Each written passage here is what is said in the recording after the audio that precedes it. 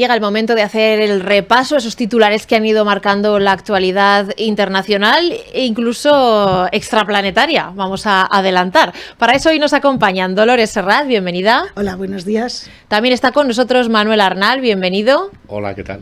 Pues 3 temas intensos, apasionantes, interesantes por delante. Este es el primero de ellos. El mundo. Trump declara el Día de la Independencia Económica de Estados Unidos con aranceles del 20% a Europa o del 54% a China. Expansión. Trump anuncia aranceles del 20% a Europa y del 34% a China. El Confidencial. Trump anuncia aranceles ajustados a cada país y tasas del 20% a productos importados de la Unión Europea. Nadie está a salvo. Trump impone aranceles a islas de la Antártida habitadas por pingüinos. ¿Y qué puede suponer esta medida? Shataka.com. Los aranceles de Estados Unidos amenazan con un gigantesco efecto dominó en la economía mundial. Y la primera ficha son las Big Tech. BBC.com. La economía mundial sufrirá enormemente. OK Diario. Trump se carga el comercio mundial con Estados Unidos. El País. La OMC prevé que la subida arancelaria causará una contracción del 1% del comercio mundial. ¿Qué hay detrás de esta medida? ¿Demostrar al mundo quién manda?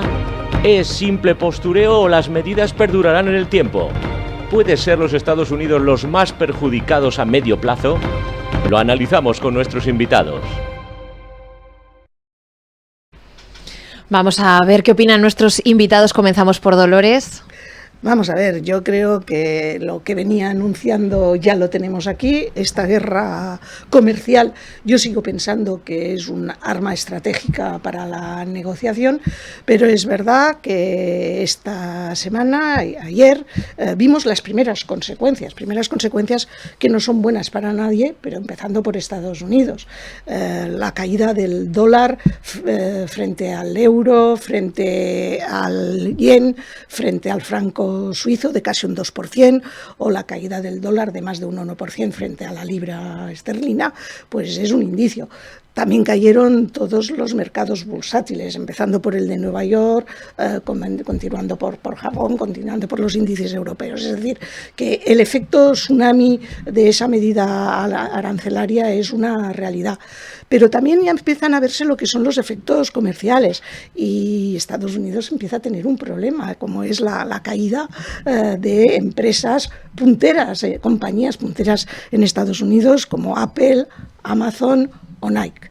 A mí me da la impresión de que no sé si es un riesgo calculado o, como decía ya en otras ocasiones, lo que busca es provocar una recesión mundial pensando en la mayor fortaleza de Estados Unidos y pensando en aquel pensamiento tan simple y tan tonto, ¿no? De que aunque al mundo le vaya mal, si les va peor que a mí, yo ya estoy contento. Y eso parece que es un poco lo que pretende.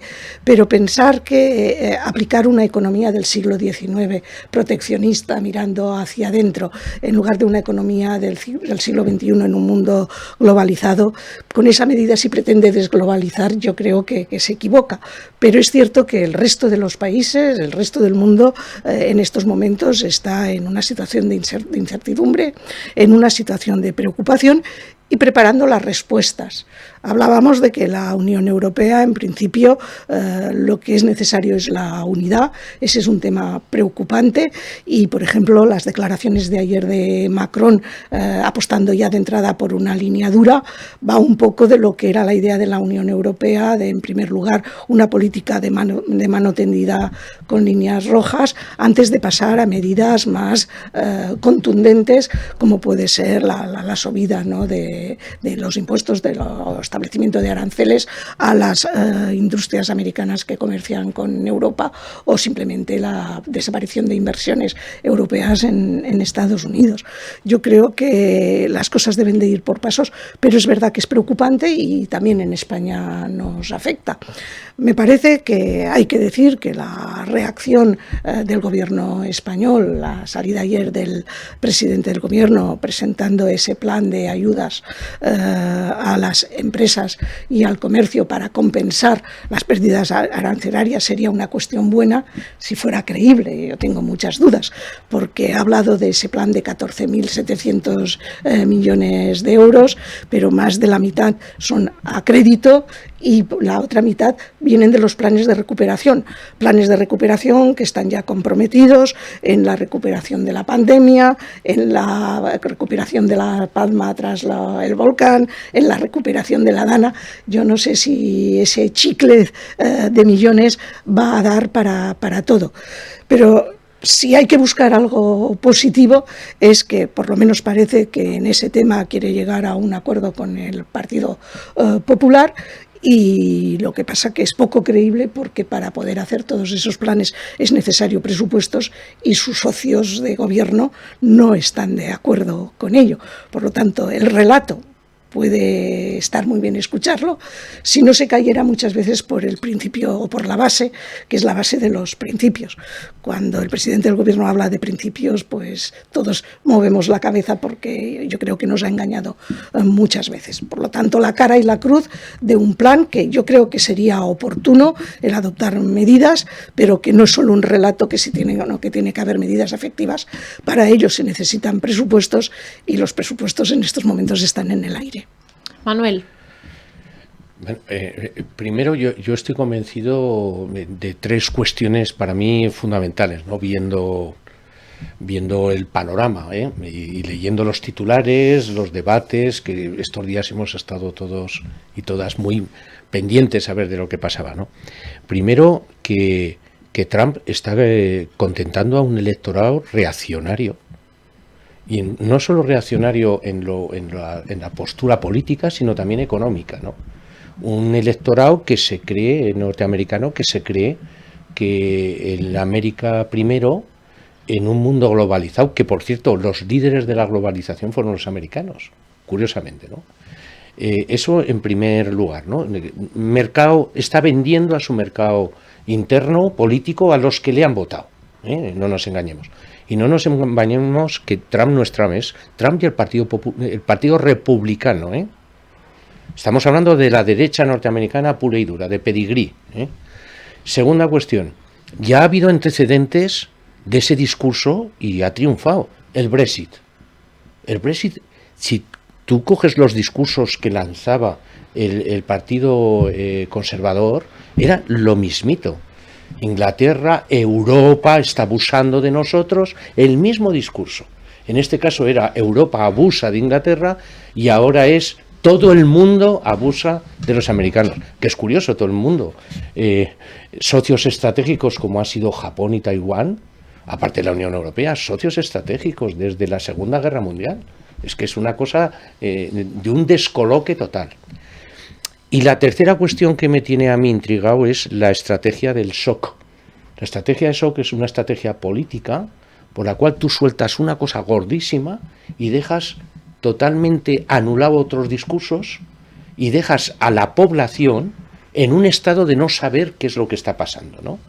Y en ese estado de no saber lo que está pasando tiene que haber mentes claras, ¿no?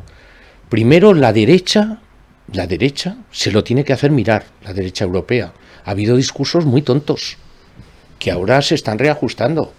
Los amiguitos de antes son enemigos económicos ahora. Se está jugando con las cosas de comer, ¿no? El tema de que el dólar baje para las exportaciones americanas va fenomenal. Ha subido la libra y ha subido el euro. Es curioso, ¿verdad? Dices, está bajando el dólar. Sí. Malo para un turista de medio pelo norteamericano que viene a París o a Madrid, que le va a costar más venir, pero para el turismo de fondo con mucho dinero, estos son migajas, ¿no? Y luego, esa estrategia de shock está conllevando movimientos que hay que verlos en perspectiva. Luego hablaremos seguramente de la OTAN, el gasto militar, todo hay que verlo en una perspectiva más global, ¿no? Y lo que sorprende es que los manuales de economía norteamericanos eran los que en las universidades de élite, era lo que incluyendo las españolas, las universidades de élite, no las públicas, era los business, ¿no? El negocio. Los americanos son los... Bueno, esto tiene que hacer reconsiderar muchas de las teorías económicas que ha habido hasta ahora. Estábamos trabajando con la globalización. La globalización. La globalización supuso en los años 90 que la Organización Mundial del Comercio, que es la que rige la base de las relaciones comerciales, fue la que fue, digamos, implementando esa globalización. Hay 10 tratados multinacionales de interés comercial, 10. Desde el Tratado de América del Norte, que es Canadá, México y Estados Unidos. La Unión Europea es un tratado comercial. Si lo miras, su nacimiento fue un tratado comercial y ahora es, de hecho, la política comercial es de la Unión Europea. Está el Tratado de África, está el Asia-Pacífico, que regula las relaciones precisamente de toda esa zona, está Mercosur. Estamos hablando de tratados muy potentes que se han quedado todos tambaleando. Porque ¿qué tratados son si resulta que empiezas a aplicar aranceles a, como diría un castizo, a cascoporro, ¿no? A cascoporro. Y encima con la sensación de os vais a enterar, con discursos tremendos hacia los europeos. Tremendos, ¿no? Es un discurso muy peligroso además. Y encima diciendo, los salvamos de los nazis, los salvamos de los rusos y los americanos hemos pagado esta fiesta. Luego hay que ver cómo se ha desarrollado la economía americana gracias a esos tratados de amistad y cooperación. Aquí nadie daba nada por nada, El plan Marshall supuso el desembarco de las grandes empresas norteamericanas en Europa. No hablemos de Japón, O sea, esto ahí es una literatura tremenda la que se está dando. Y luego otra cuestión colateral. Estoy oyendo comentarios como si el presidente de Estados Unidos fuera un tonto. De tonto nada. Otra cosa es que se haga el tonto, ¿no? Que parezca su discurso sea de una simpleza. Hace poco hubo una entrevista de un compañero de él de Academia Militar, porque Trump se ha educado en una academia militar, universitaria, y decía que era de los primeros de la clase con un amplio conocimiento de la historia norteamericana. Él es lo que llamaríamos un patriota extremo norteamericano con muchísimos millones, y amigos con muchísimos millones, ¿no? Y yo no me creo que no previera que la bolsa iba a caer. De hecho, hay intervenciones de él que habla de que no vendría mal una pequeña recesión. Una pequeña recesión. Lo que pasa es que las pequeñas recesiones, eso es jugar con pólvora. Que las pequeñas recesiones, yo no sé si son grandes. La recesión, cuando entra en recesión, se sabe cómo se entra, pero no cómo se sale, ¿no? Según dicen los economistas. Pero lo que tiene todas las pintas es que esa pequeña recesión lo que pretende es que Europa, con 500 millones de habitantes, y lo que sería Taiwán, Corea, Japón, salgan muy tocaditos de esto. Y lo que es peor, a China va a ser difícil hundirla, difícil, por el potencial que tiene económico y porque tiene un gobierno, no nos engañemos, son un gobierno duro, que los gobiernos duros es cuando sujetan todos movimientos sociales raros que haya, pues que tienes tu ejército y un estado policial tremendo, pero en las democracias el peligro puede ser tremendo. Y para rematar, esto lo que requiere es más Europa. Los que somos europeístas y creemos que Europa es un excelente invento, esto requiere más Europa en todos los aspectos. Y seguramente lo que tiene que haber es un movimiento popular que denote que estamos más a Europa. De esta ha dejado descolocado a los amigos de Trump, véase Vox aquí, pero la Meloni también la ha dejado descolocada. Ha dejado descolocada a la Le Pen, independientemente de los temas judiciales. Ha dejado muy descolocado también a la extrema derecha holandesa, que por cierto una de las grandes industrias tocadas es la del transporte marítimo. Las empresas de transporte marítimo estaban en caída libre en las bolsas, porque cuando no hay comercio no hay transporte marítimo, ¿no? Y no hablemos de Inglaterra, que con el Brexit y esto, hay que recordar las declaraciones de que somos amiguitos de los americanos, que se hicieron con el Brexit. Ahora eso ya se ha quedado fuera. China, si le va bien o mal, tampoco lo sabremos nunca. O sea, que Claro, la esa es realidad. Yo creo que ha puesto muchísimas cosas sobre la mesa y empezaré por la de Trump. Trump lo que es un autócrata. Listo, pero lo que quiere es el poder absoluto. Y la prueba la tenemos, que castiga a todo aquel que habla mal de él o se rebela contra lo que él dispone. Y lo tenemos por el ejemplo de su íntimo amigo último, que es Putin. Han tenido ya una contienda que les ha llevado a una confrontación. Por lo tanto, Trump es una persona imprevisible y variable, pero que tiene unos objetivos muy claros, y es hacerse con el poder absoluto y colocar a Estados Unidos por encima del resto del mundo. Y vuelvo a repetir, aunque a ellos no les vaya bien, si al resto del mundo le va peor, él ya ha ganado, que eso forma parte de su estrategia. Y yo también estoy convencida que él es un comerciante y está utilizando la guerra comercial para conseguir sus objetivos. Lo que pasa que no cuenta con la reacción de los demás, porque eso es lo que le suele pasar a los narcisistas egocéntricos, que no piensan que el resto del mundo también puede responder. Por lo tanto, no estamos en contradicción, sino que estoy reafirmando, ¿no?, algunas de las cosas que tú has dicho. Pero lo que sí está claro es que en esta última semana Trump ha vivido en Estados Unidos la cara y la cruz. Ha tenido la pérdida de lo que es la designación del juez federal en Wisconsin, que la han perdido pese a la millonada que le habían echado en la campaña electoral, y lo han perdido a favor del representante demócrata. Sin embargo, en las elecciones esas parciales que ha tenido en Florida, aunque ha perdido voto con respecto a lo que fueron las elecciones generales, ha seguido ganando.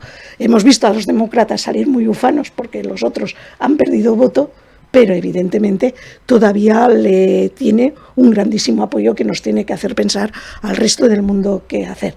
Pero a mí no me preocupa tanto lo que haga Trump, que ya vemos que su principal función en estos primeros días de gobierno, en esos primeros 100 días, es dar la patada al tablero mundial de las relaciones comerciales y el caiga con caiga, que luego ya recompondré yo el mundo. Es que podemos hacer los demás para reaccionar frente a ese tipo de políticas. Y hay que pensar muy bien si Europa tiene que mirar hacia Asia o tiene que seguir mirando hacia América, y hay quien apunta, ¿no?, de que deberían de abrirse nuevos caminos y cambiar de aliados. Yo eso también lo veo muy, muy peligroso. O si hay que seguir con una política de negociación para hacerlo entrar en razón. Y por lo tanto creo que tenemos Trump para días y aranceles para días. Y lo importante es que Europa, y también estoy de acuerdo contigo, Manuel, que si Europa no está unida tenemos mucho más que perder que para ganar. Y que haya sorprendido y dejado en shock a aquellos que desde Europa se habían posicionado con él, puede que no sea del todo malo. Puede que sea un aviso a navegantes para esa necesidad de que Europa vaya unida. Y la prueba la tienes que los primeros que mandaron la alerta a Europa se acercaron a Europa estando fuera de Europa es Reino Unido. Parece más europeo que muchos países de la Unión Europea, pese al Brexit. Parece que hay una vuelta a casa cuando le han visto las orejas al lobo. Pero creo que bienvenido sea todo lo que sea de unión, porque va a ser muy duro y posiblemente en el corto plazo vamos a sufrir, pero yo estoy convencida de que Europa es la primera potencia mundial en comercio y que por lo tanto al medio o largo plazo ganaremos la batalla, haga lo que haga. Y yo creo que en Estados Unidos empieza a haber contestaciones hacia Trump, todavía muy solapadas, estamos todavía en esos primeros 100 días, pero los indicios de esta misma semana marcan una tendencia que yo espero que se reafirme y que volvamos a la senda de la cordura, a la senda de las relaciones internacionales basadas en tratados y basadas en normas, no basadas en la improvisación y en las ideas peregrinas que a algunos se les ocurren. Antena Aragón.